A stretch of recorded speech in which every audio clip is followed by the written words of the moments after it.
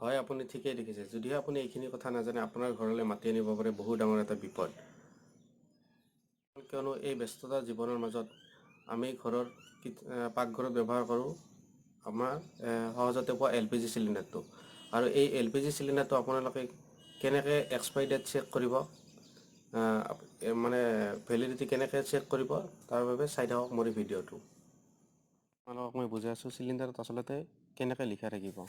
আপোনালোকৰ ABCD চাৰিটা ভাগত থাকিব A মানে জানুৱাৰী ফেব্ৰুৱাৰী মাৰ্চ B মানে আপোনাৰ এপ্ৰিল মে জুন C মানে জুলাই আগষ্ট ছেপ্টেম্বৰ D মানে অক্টোবৰ নৱেম্বৰ ডিচেম্বৰ আপোনাৰ চিলিণ্ডাৰত এনেকৈ লিখা থাকিব A23 B23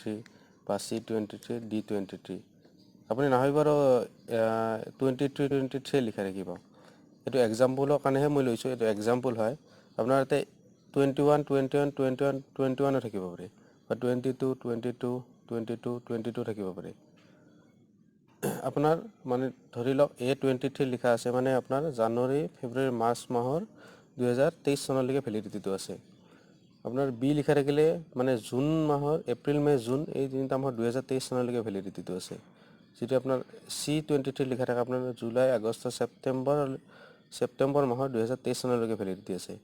বা D23 লিখা থাকিলে আপুনি জানিব অক্টোবৰ নৱেম্বৰ ডিচেম্বৰ মাহৰ 2023 চনলৈকে আপোনাৰ ভেলিডিটিটো আছে আপোনালোক মই চিলিণ্ডাৰটো লৈ গৈও মই দেখুৱাই আছোঁ আপোনালোকক কেনেকৈ লিখা থাকিব তাত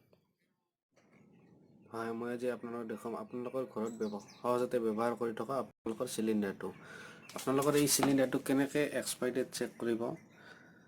সেইটো আপুনি চাই থাকক আপুনি প্ৰথমতে যেতিয়া চিলিণ্ডাৰ আনিব যায় এজেঞ্চিত আপোনাৰ এইবোৰ কথা